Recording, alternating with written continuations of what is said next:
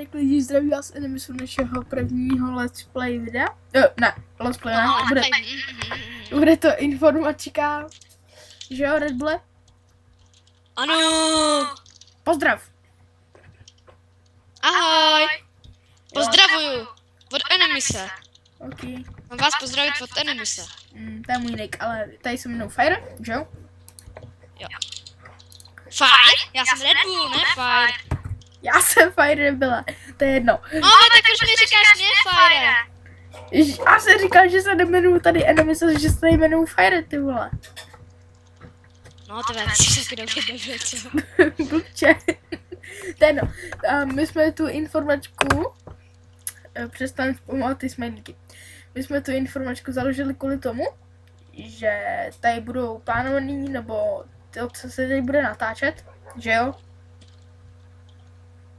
Že jo? Jo. OK. A bude se natáčet, co se bude natáčet? Bude se natáčet Nostale? Že jo? Ano.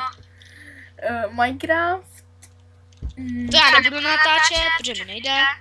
Ale dej ti jedna něco, dej ti nějaká verze. 1.7.3, 1.6.6, 1.5.5. No, tak třeba založíme server na 1.5.5. Ale... Nejde mi prostě 1.2.5. A ani 1.8.1. No dobrý. A co já budu natáčet? Já budu natáčet asi Reznu, jako Resident Evil 4. Resident Evil 5 a asi ještě mnoha, ty vole, to slovo hodně her. Mnoha víc? Ano, a to je tak všechno, co bychom vám my řekli. Já budu natáčet na Metin a na Nostale spolu s Firem. Jo, a určitě nebudeme začínat od takovýhle levelů, jak vidíte, mám 56, Red Bull má 49, ale... A dělám SP2 a už na ní mám job i. Jo. Jenže dělám teprve Lilie, takže kdo by mi chtěl pomoct, tak tomu děkuju. Jo, a já bych taky chtěl, jestli byste se na tohle někdo koukli, což pochybuji, ale kdybyste se na to náhodou někdo koukli, tak jak můžete vidět už v questech, mám v této strážce světla a mám tady krvavý kameny, je to na SP3 a rád bych s tím pomohl a i s ostatníma dropama. Bude to výhodnější, protože ty kameny se nám budou přičítat oběma. Že jo? Fakt? Jo, když je seberu.